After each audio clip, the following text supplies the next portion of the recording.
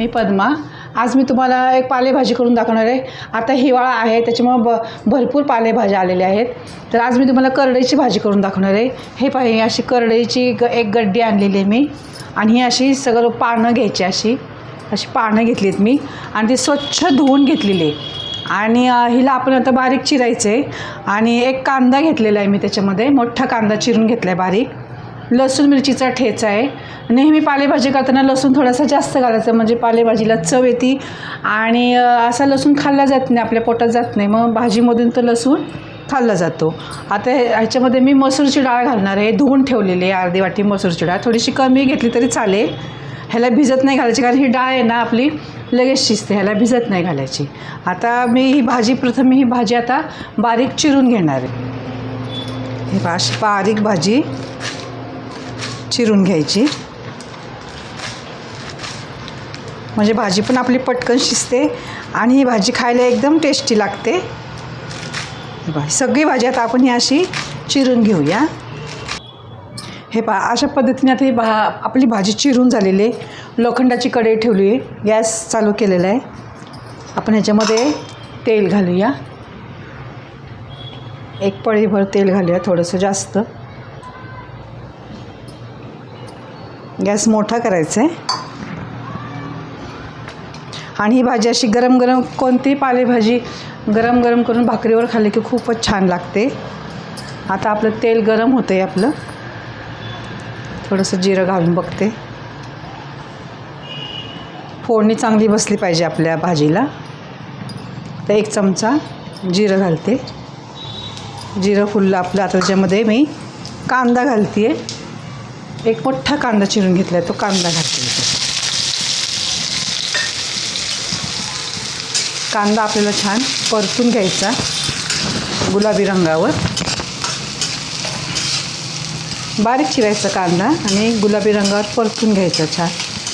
तुम्ही याच्यामध्ये मुगाची डाळ पण घालू शकता, तुरीची डाळ घालू शकता. पण तुरीची डाळ अगोदर थोडीशी एक 15 मिनटं भिजत ठेवायची, कारण तुरीची डाळ भिजायला थोडासा वेळ लागतो. आता ही मसूरची डाळ लगेच शिजते, त्याच्यामुळे तिला भिजवायची काही गरज नाही. आणि मुगाची डाळ पण नाही भिजवली तरी चालते, धुवून अशीच घालायची.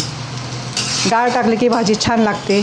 मी सर्व भाज्यांमध्ये मुगाची डाळ घालते, त्याच्यामुळे भाजी एकदम टेस्टी होते. आणि मुगाची डाळ ही पौष्टिकच असते ना, त्याच्यामुळे मुगाची डाळ मी भरपूर वापरते. तर कांदा आपल्याला लाल करायचा आहे. कांदा आपला लाल झालेला आहे. आता ह्याच्यात मिरचीचा ठेचा घालूया. आता तिखट मिरच्या आहेत, तिखट तुमच्या आवडीप्रमाणे घाला. मी थोडीशी जरा जास्तच घालते मिरची. ह्याच्यामध्ये लसूण जास्त वापरला आहे. मिरची आपल्याला परतून घ्यायची छान, म्हणजे त्याचा कच्चेपणा निघून जातो. गॅस थोडा बारीक केला आहे.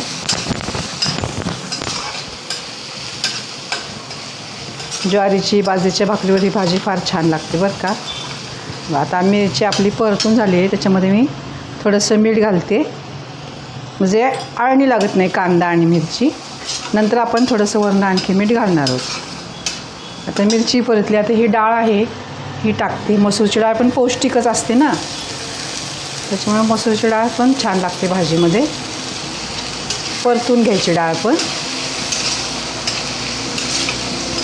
थोडंसं गॅस मोठा करायचा.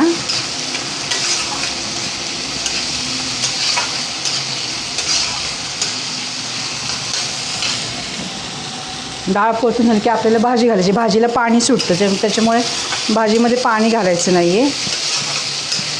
आता भाजी घालूया आपण. ही चिरलेली भाजी आहे पहा, ही सर्व घालते मी ह्याच्यामध्ये.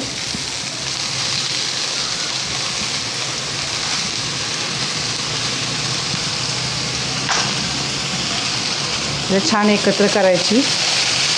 भाजी शिजली ना की मग खाली बसेल एकदम.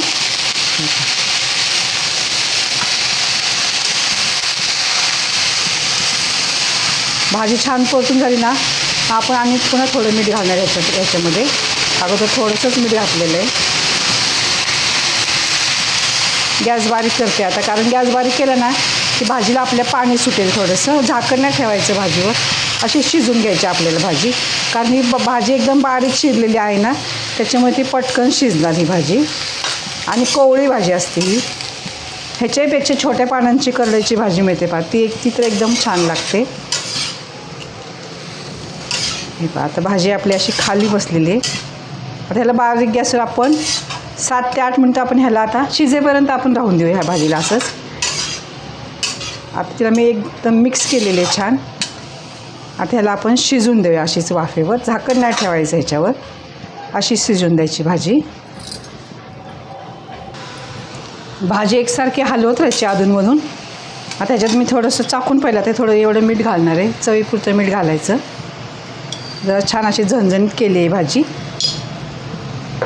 पुन्हा हलवायचं आणि बारीक गॅसवर ह्याला अजून एक 5 ते 7 मिनटं आपण ह्याला ठेवूया. हे तर ही मसूरची डाळ आहे ना, ही वाफेतच शिजते.